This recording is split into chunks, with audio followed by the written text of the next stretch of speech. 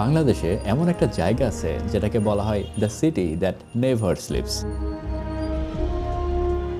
আমাদের দেশের উত্তরাঞ্চলের এই জায়গাটাতে যাওয়া মানে শুধু জায়গা কিংবা প্রকৃতি দেখতে যাওয়া না, বরং একটা টাইম টানেলের মধ্যে ঢুকে যাওয়া। আর আজকে আমি সত্যি সত্যি 1870 সাল থেকে শুরু করে 2026 পর্যন্ত একটা টাইম টানেলের মধ্যে যাত্রা করব।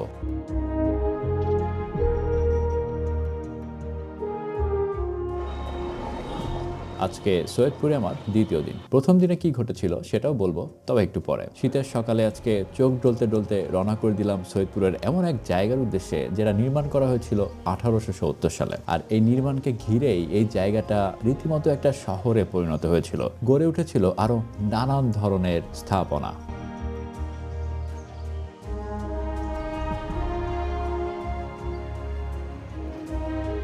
সৈয়দপুর রেলওয়ে ওয়ার্কশপ, যেখানে ঢুকলে বরণ করা হয় একটা কার্ড ধরিয়ে দিয়ে। এটা আসলে দর্শনার্থী একটা কার্ড। কার্ডটা পরিধান করে আমরা ভেতরে ঢুকতেছি। এই রেলওয়ে ওয়ার্কশপে ঢুকে প্রথমেই যেটা বুঝলাম, এই জায়গাটা আসলে অনেক বড়। 110 একর, হিউজ। মোটামুটি ইন্টারন্যাশনাল স্ট্যান্ডার্ডের যে স্টেডিয়ামগুলো আছে, ক্রিকেট স্টেডিয়াম যেটা প্লেয়েবল ফিল্ড, এই প্লেয়েবল ফিল্ডটা 8 থেকে 10টা হয়ে যাবে। এত বড় জায়গাটা আসলে কোন দিক থেকে দেখা শুরু করব সেটা ভেবে একটু কনফিউজড হয়ে যাচ্ছিলাম। তবে চোখে পড়লো একটা দিক নির্দেশনা। সিদ্ধান্ত নিলাম সামনের দিকে এগিয়ে যাব, যেখানে আছে ক্যারেজ শপ। আর সেখানেই দেখব এমন একটা কোচ যেটাতে রানী এলিজাবেথ ভ্রমণ করেছিলেন। আমার পাশে আছে ক্যারেজ, আর আমি এখন আছি ক্যারেজ রিপেয়ার শপের মধ্যে। এই ধরনের রিপেয়ার শপ এখানে মোটামুটি 25টা আছে সম্ভবত, আর এক একটা শপে এক এক ধরনের কাজ করা হয়। বেশিরভাগ আর কি এই রিপেয়ার shop। সাইড, হ্যাঁ। আর আর বাকিগুলো ওই Production side। সাইড। যে নাটগুলো এখানে ব্যবহার করা হয়, বোল্টগুলো ব্যবহার করা হয়, সেটা ওখান থেকে তৈরি করা হয়। আমি বলছিলাম 25টা শপের কথা, বাট অ্যাকচুয়ালি 24টা শপ রয়েছে। উপরে যে লোহার কাঠামো দেখতেছি, এখানে হয়তো পরবর্তীতে রং করা হয়েছে, কিন্তু এই কাঠামোটা ব্রিটিশ আমলে তৈরি এবং এখনো ওইভাবে সগর্বে দাঁড়িয়ে আছে। 1947 সালে যখন দেশ বিভাগ হয়, হ্যাঁ, অর্থাৎ ভারত এবং পাকিস্তান ভাগ হয়, তখন এটা আমরা পাকিস্তান হিসেবে আমরা পেয়েছিলাম ভাগ। জি। তারপর পাকিস্তান এবং বাংলাদেশ যখন ভাগ হয়, তখন এই দুই দেশের মধ্যে এটা আমরা বাংলাদেশ আর কি ভাগ পেয়েছিলাম। এটা প্রথমত রানী এলিজাবেথ ব্যবহার করতো, তারপর থেকে ব্যবহার করতো। আর এই কোচের মধ্যে রয়েছে ওয়াশরুম, বাথটাব, লাইক ঘুমানোর ব্যবস্থা, সবকিছু।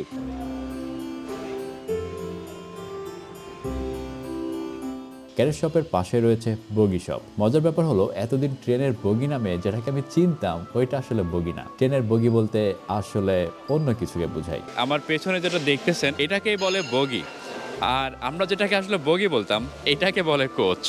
আমাদের জানার আসলেই শেষ নেই। আমি এবার যেখানে এসে দাঁড়ালাম, এটার নাম হচ্ছে ট্র্যাভার্সোমেট। এখানে রেল লাইন আছে এবং ওই পাশে আছে ওয়ার্কশপ। আর এই ট্র্যাভার্সার যেটা করে, ট্রেন যখন বিভিন্ন ওয়ার্কশপে ঢুকবে তখন তো ট্রেনের ওয়েটা চেঞ্জ করতে হয়, তো এক লাইন থেকে আরেক লাইনে ট্রেন নিয়ে যায় হচ্ছে ট্র্যাভার্সোমেট। এই রেলওয়ে কারখানায় এসে আমি আরও একটা ব্যাপার জানতে পারলাম। আমাদের শরীরকে ভালো রাখার জন্য আমরা যেরকম রেগুলার চেক আপ করি, ট্রেনেরও সেরকমই একটা ব্যাপার আছে। প্রতি 1 বছর পর পর আন্তনগর গাড়িগুলো আসে মেরামত করার জন্য। 3বার এইভাবে আসার পর ফির আবার একবার পিওএস করা হয়, তারপরে জিওএস হচ্ছে 12 বছর পর পর, শুধু যাত্রীবাহী কোচের ক্ষেত্রে। আচ্ছা, তার মানে কি ভাইয়া, কোনো ট্রেন নষ্ট হোক বা না হোক, শিডিউল আছে একটা, এই শিডিউল মোতাবেক এখানে আসবেই। আবার যদি কোনো অ্যাক্সিডেন্ট করে স্পেশাল রিপেয়ারে সেটা চলে আসবে। একটু আগে যে ট্র্যাভার্সোমেট দেখলাম, সেটার পাশে রয়েছে পেইন্ট শপ। এটাকে ট্রেনের মেকআপ রুম বললেও ভুল হবে না। আর এটাই হচ্ছে ফাইনাল স্টেজ রিপেয়ারের। সকল রিপেয়ার কাজ সম্পন্ন হওয়ার পরে এখানে পেইন্ট করা হয় এবং ট্রেনটা চলাচলের জন্য উন্মুক্ত করে দেওয়া হয়। এই ট্রেনটার দিকে একটু দেখেন, মানে এইটার কিন্তু রং একেবারে ঝলসে গেছে বলা যায়। পেন্টিং করার পরে হয়তো অনেকটা দেখতে এরকম লাগবে। আমরা খুবই এক্সাইটেড ছিলাম এখানকার মিউজিয়ামটা দেখার জন্য, যেখানে এমন সব কিছু আছে যেগুলো এতদিন শুধু মুভিতেই দেখেছিলাম। সেদিকে যাচ্ছিলাম, তবে মিউজিয়ামের আগে পেয়ে গেলাম ট্রেনের হুইল শপ, অর্থাৎ ট্রেনের চাকা সংস্কারের ওয়ার্কশপে আমরা আছি। এখানে যে বিয়ারিং গুলো দেখতেছি, এই বিয়ারিং গুলো কিন্তু রিপেয়ার করা হয়েছে। আমি এখন যাচ্ছি ইলেকট্রিক মেইনটেনেন্স সেকশনের পাশ দিয়ে। এখানে আসলে ট্রেনের মধ্যে যে আমরা এসি, ফ্যান, লাইটস, বিভিন্ন ধরনের জিনিসপত্র দেখি, ওগুলো এই সেকশনে রিপেয়ার করা হয়। আমরা এখন এমন একটা ওয়ার্কশপে আছি যে এই ওয়ার্কশপের ট্রেনের না, কিন্তু এই ওয়ার্কশপের মেশিনপত্র যদি নষ্ট হয় সেগুলা এই সেকশনে রিপেয়ার করা হয়, আর এটাকে বলে মিল রাইট রিপেয়ার সেকশন। তো ডাক্তার যদি অসুস্থ হয় তাহলে কে ট্রিটমেন্ট করে? আরেকটা ডাক্তার করে। এটা তার মানে আরেকটা ডাক্তারের চেম্বার। এটা ডাক্তারের ডাক্তার, গুরুর গুরু। গুরুর গুরু। আমি যেহেতু টাইম লাইনের কথা বলছিলাম, তো টাইম লাইনের একেবারে শেষে যেটা আমরা দেখি সৈয়দপুরে, সেটা হলো সৈয়দপুর রেলওয়ে কারখানা জাদুঘর, যেটা 2020 সালে স্থাপিত হয়েছিল। আমার জানা নেই এরপরে আর এখানে কি স্থাপনা করা হয়েছে। যদি আপনারা জানেন, সৈয়দপুরে কোনো ভাই দেখে থাকেন, তাহলে কমেন্ট করে জানাতে পারেন। নেক্সট টাইম সৈয়দপুরে আসলে আমি চেষ্টা করবো ওই জায়গাগুলো এক্সপ্লোর করা। জায়গাগুলো ঘুরতে আসলে অনুমতির প্রয়োজন। Right. আমরা এখন ওইটা দেখতেছি যে আসলে পাই কিনা। কাঠের ট্রেন আগে ছিল, ওই যে যেটা দেখলাম আমরা, জি জি জি। ওটা হচ্ছে কাঠের সম্পূর্ণ। আচ্ছা, ওই কাঠের ট্রেনের কাঠ কাটা হতো এখানে জাদুঘরটার পরে, এই অংশটা এইখানে ওই ট্রেনের কাঠের কাজ করা হতো। তো এখন যেহেতু কাঠের ট্রেন নেই, সেহেতু এটা জীর্ণ অবস্থায় আছে। আচ্ছা, দুইটা চেয়ার একসাথে রাখা আছে, একটা ব্রিটিশ আমলের, একটা পাকিস্তান আমলের। এটা ব্রিটিশ আমলের না, ওটা পাকিস্তান আমলের। ট্রেনের সমিলটা দেখে আমরা চলে আসলাম জাদুঘরের মধ্যে। খুবই অল্প সময়ের জন্য হলেও এখানে আমরা ঢুকতে পারলাম। তবে এখানে ঢুকে যা যা দেখলাম তার বেশিরভাগই আমি বিভিন্ন মুভিতে দেখেছিলাম, আর আজকে সেগুলো সব চোখের সামনেই।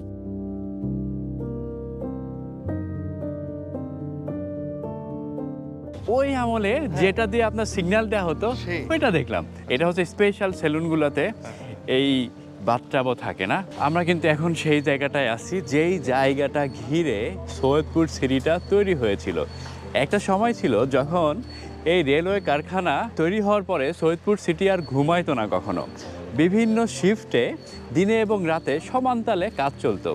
প্রায় 12,000 কর্মী বা শ্রমিক এখানে তখন কাজ করতেন, এবং সময়ের পরিক্রমায় এটা কমতে কমতে মোটামুটি 2800 শ্রমিকে এটা লাস্টে আসছে। কারণ মিটার গেজ ট্রেনগুলো অফ হয়ে যাওয়ার পরে এবং বাজেটের স্বল্পতার কারণে শ্রমিকের পরিমাণটা আসলে কমানো লাগে। তো যেটা বলতে চাচ্ছিলাম, যে সৈয়দপুর পুরো সিটিটা গোড়াপত্তন হয় এই ওয়ার্কশপকে কেন্দ্র করেই। ব্যাপারটা কিন্তু দারুণ। আমরা এখন যেখানে দাঁড়িয়ে আছি, এইটা হলো বাষ্পচালিত ইঞ্জিনের ট্রেন, এবং বাংলাদেশ রেলওয়ের আন্ডারে এটা আছে। মানে এটা কিন্তু কোনো দামি না বা সাজায় রাখা হয়েছে এরকম না, এটা অরিজিনাল ইঞ্জিন। দেখে খুবই ভালো লাগলো আর কি। মানে কত সুন্দর সুন্দর জিনিস আছে এখানে, আর এখানে আমরা আসলে কত জানতে পারি। তো এখান থেকে এখন বেরোয় যাচ্ছি। লেটস সি নেক্সট আমাদের টাইম লাইনের কত সালে কোন জায়গাটা দেখা যেতে পারে সৈয়দপুরের। আজকে আমরা আরও অনেক কিছু করব, তবে তার আগে আমি গত রাতের কিছু স্মৃতি রোমন্থন করব। কারণ এই রেলওয়ে কারখানাটি নির্মাণের পরে সৈয়দপুরে যে স্থাপনাটি তৈরি করা হয়েছিল সেটা ছিল একটা ক্লাব। এই ক্লাবটা নির্মাণ করার প্রয়োজন পড়ে কারণ রেলওয়ে কারখানাতে চাকরিরত বিভিন্ন ব্রিটিশ কর্মকর্তাদের এন্টারটেনমেন্টেরও প্রয়োজন পড়ে। 1882 সালে এই ক্লাবের নাম দ্য ইউরোপিয়ান ক্লাব হলেও বর্তমানে এটার নাম সৈয়দ মুর্তজা ইনস্টিটিউট। এই হলরুম দিয়ে আপনি যত সামনে আগাবেন তত ঢালু হতে থাকে। ফাইনালি সামনে একটা মঞ্চ আছে, যেখানে সম্প্রতিকালে নাট্য প্রদর্শন হয়তো সম্ভবত। ব্রিটিশ যে কোনো স্থাপনার সিম্বলিকে দেখবা এই যে এরকম একটা ফ্রেমটা আর্ট টাইপের। হ্যাঁ, এক্স্যাক্টলি। আলাদাভাবে পরবর্তীতে কোনো ধরনের কাজ করা হয়নি, সেই ব্রিটিশরা যেভাবে তৈরি করে গেছে সেইভাবেই রয়ে গেছে। এটা কি ব্রিটিশ আমলের না পাকিস্তান আমলের? আচ্ছা, এই ব্রিটিশ আমলের পেইন্ট, ব্রিটিশ আমলের ওদের ওই আমলের করা। ব্রিটিশ আমলের স্ট্রাকচারের ওয়ান অফ দ্য ইউনিকনেস হচ্ছে ওদের সিলিংটা অনেক উপরে থাকে। আচ্ছা, এই যে কত উপরে। এই রুমে কি হতো ওই সময়? খেলার তো আজকে আমরা এখানে আসছি এবং স্পেশাল পারমিশন পাইছি ভেতরে দেখার জন্য। আমরা ভেতরে দেখলাম এবং আমরা আজকে খুবই লাকি ফিল করতেছি এই জন্য যে সাধারণত মানুষ ভেতরে ঢোকার পারমিশন পায় না, আমরা আজকে পেয়েছি। তো মুর্তজা ইনস্টিটিউট থেকে আমরা এখন বেরিয়ে যাব, অন্য কোনো একটা জায়গা এক্সপ্লোর করব। আমি এখন দাঁড়িয়ে আছি সৈয়দপুর রেলওয়ে হসপিটালের একেবারে অন্তবিভাগের সামনে। এখানকার রেলওয়ে কারখানা নির্মাণের পরেই এই হসপিটালটি নির্মাণের প্রয়োজন পড়ে, যেটা আসলে ওই সময়ে রেলওয়ে কর্মকর্তাদের জন্য লাইফ লাইন ছিল, এটা বলাই যায়। 1910 সালে থেকে 118 বছর সম্ভবত চলতেছে। অর্থাৎ ব্রিটিশ আমলে কি ব্রিটিশরা বানাইছিল এটা? ব্রিটিশ মানুষ এই হসপিটাল তো এখনো ফাংশনাল না? এখনো ফাংশনে, যে 100 শয্যা হাসপাতাল ছিল, হ্যাঁ। এখন এখান থেকে আমাদের এটা 83 শয্যা কার্যক্রম চলতেছে। ক্যান ইউ বিলিভ, এই যে বিল্ডিং এর দেয়ালগুলো দেখতেছি, এই বিল্ডিং গুলার ওয়ালগুলা একটু স্যাঁতস্যাঁতে হয়ে গেছে মনে হচ্ছে। মানে পুরাতন যে কত, এটা দেখে বোঝা যাচ্ছে। কিন্তু খুবই দারুণ ব্যাপার হলো যে এগুলো কিন্তু এখনো টিকে আছে এবং ভেঙে পড়েনি। এটা কি ব্রিটিশ আমলের? ব্রিটিশ আমলে। আচ্ছা, এটা স্টিল, গ্লাস না? হ্যাঁ, গ্লাস। আচ্ছা, এটা এত চকচকে গ্লাসের মতো কিভাবে, এটা কি বুঝতে পারেন আপনারা? না এটা ওইরকম ভাবে বুঝতে পারি না। ব্রিটিশ আমলে এই হসপিটাল তৈরি করা হয় এবং তখন রুমে পেশেন্টদের থাকার জন্য এরকম ব্যবস্থা ছিল। শুরুর দিকে এখানে রেলওয়ে কারখানায় ঘটা দুর্ঘটনা, যন্ত্রপাতিজনিত আঘাত, সংক্রামক রোগ এবং শ্রমিকদের দৈনন্দিন চিকিৎসা এখানেই দেওয়া হতো। মোর্তজা ইনস্টিটিউটের ঠিক পাশেই আপনারা পাবেন প্রোটেস্ট্যান্ট চার্চ। সৈয়দপুরে খুবই পুরাতন বলা যায় এই বিভাগে ওল্ডেস্ট চার্চ সৈয়দপুরে অবস্থিত, এবং একটা হলো প্রোটেস্ট্যান্ট আর একটা হলো ক্যাথলিক গির্জা। আমি এখন দাঁড়িয়ে আছি প্রোটেস্ট্যান্ট গির্জার ঠিক সামনেই।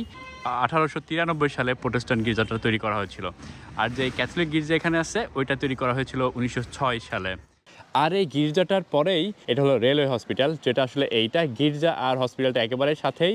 ঢুকে আমরা আউটডোর পাচ্ছি, আউটডোরের পরে ইনডোর, আর এই আউটডোরের ওই পাশে হচ্ছে মসজিদ। আর আজকের দিনে আমি রেলওয়ে কারখানাটা দেখার পরেই চলে এসেছিলাম সৈয়দপুরের টেলিগ্রাফ অফিসে, যেটা নির্মাণ করা হয়েছিল আনুমানিক 1903 সালে। এই জায়গাটাও কিন্তু ওই সময়ে খুবই তাৎপর্যপূর্ণ একটা জায়গা ছিল। এই টেলিগ্রাফ অফিসটা সেই টেলিগ্রাফ অফিস যেটা দিয়ে আসলে ব্রিটিশরা লন্ডনে এই অফিসের মাধ্যমে যোগাযোগ স্থাপন করতেন। অর্থাৎ লন্ডন থেকে কোনো বার্তা প্রেরণ করলে প্রথমে টেলিগ্রাফ অফিসে আসতো, তারপরে টেলিগ্রাফ অফিস থেকে এই বার্তাটা যেখানে যাবার সেখানে যাইতো বা সেই নির্দেশনা ইমপ্লিমেন্ট হইতো। তো ব্যাপারটা কিন্তু বেশ ইন্টারেস্টিং। টাইমলাইনে আমরা এখন 1903 সালে আছি। এটা কিন্তু বেশ জরাজীর্ণ, যেহেতু টেলিগ্রাফের প্রয়োজনীয়তা আস্তে আস্তে হারিয়ে গিয়েছে এবং আরও অত্যাধুনিক যন্ত্রপাতি আবিষ্কার হয়ে গিয়েছে। এরই কারণে এই অফিসটাও এখন অব্যবহৃত হয়ে পড়ে আছে, যেটা একসময় খুবই ইম্পর্টেন্ট কতগুলো অফিসের মধ্যে একটা ছিল। এই দেখো দরজাটা, হ্যাঁ, ক্ষয়ে ক্ষয়ে গেছে। তো মহাকালের যে সাক্ষীরা, মহাকালের এই সাক্ষীগুলো আমাকে মনে করিয়ে দেয় তুমি আজকে যেমন আছো একদিন সেরকমটা থাকবে না। একটা সময় তোমার চুল পেকে যাবে, চামড়া কুচকে যাবে, এবং আমার কাছে মনে সবসময় আমাদের চারপাশ এই জানানটা দেয়, এবং এটার জন্য নিজেকে প্রস্তুত রাখা এটা বোধহয় খুব বেশি প্রাসঙ্গিক এই সময়। এইখানেই হচ্ছে টেলিগ্রাফ অফিসটা, আর টেলিগ্রাফ অফিসের পাশেই বাম সাইডে হচ্ছে রেলওয়ে স্টেশন, যেটা সামনে অবস্থিত। আর রেলওয়ে স্টেশনটা আসলে আমি এখন ওইখানে যাচ্ছি না, কারণ আজকে সারাদিন ঘোরাঘুরির পরে আলটিমেটলি এই রেলওয়ে স্টেশন থেকে আমরা বিদায় নিব। আপনাদের জাস্ট লোকেশনটা দেখাই দিলাম।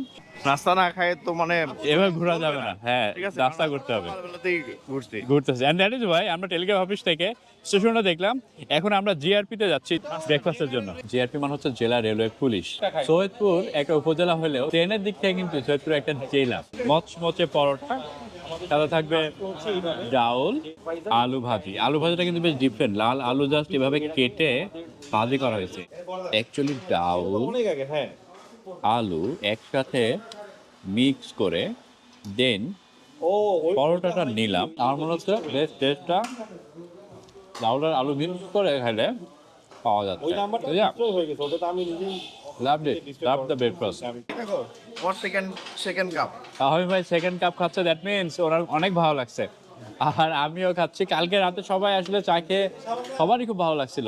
তো আমরা যখন আজকে শুনছি ব্রেকফাস্ট করতে এখানে আসবো, তখনই মাথায় সেট হয়ে গেছিল যে চাটা অবশ্যই মিস করবো না। জিআরপি থেকে চলে আসলাম ফাইলেরিয়া হসপিটালে, এবং ফাইলেরিয়া হসপিটালটা হচ্ছে এমন একটা হসপিটাল যেটা বাংলাদেশে প্রথম ফাইলেরিয়াসিস বা লিম্ফ্যাটিক ফাইলেরিয়াসিস রোগের জন্য সর্বপ্রথম হসপিটাল নির্মাণ করা হয় 2002 সালে। তো বেসিক্যালি এখানে সব কাজ শেষ করার পরে কোনো পেশেন্ট ভর্তি হওয়ার জন্য এলিজিবল হলে তাকে ওখানে ভর্তি করা হতো। ওই বিল্ডিং এর নিচে জরুরি বিভাগ যেহেতু আছে 24 ঘন্টায় খোলা থাকতো। ফাইলেরিয়া রোগ সম্পর্কে যদি আপনাদের বলি, এটা বাংলাদেশে বহুল প্রচলিত আসলে গোদ রোগ নামে, এবং এটা একটা মশাবাহিত রোগ। দেখতেও বেশ অস্বাভাবিক, মানে একটু ভয়ঙ্কর লাগে।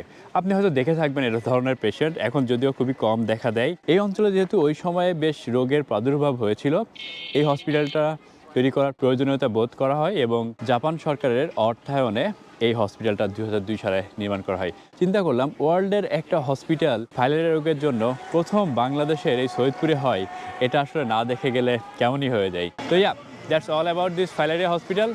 এখান থেকে এখন আমরা অন্য কোথাও চলে যাব। সৈয়দপুরে বিভিন্ন ঐতিহাসিক স্থাপনার মতো খাবারের স্বাদেও লুকিয়ে আছে দারুণ ভ্যারিয়েশন এবং ইতিহাস। এখানকার এক একটা রেসিপি নাকি এক একটা সময়ের দলিল। নেক্সট দিন আমরা এখানকার খাবারের স্বাদ আমাদের কেমন লাগে সেটা যাচাই করে দেখব। তো আজকের ব্লগটা কেমন লাগলো কমেন্ট করে জানাতে পারেন, আর আমার চ্যানেলটা সাবস্ক্রাইব না করে থাকলে সাবস্ক্রাইব করে ফেলতে পারেন। ধন্যবাদ।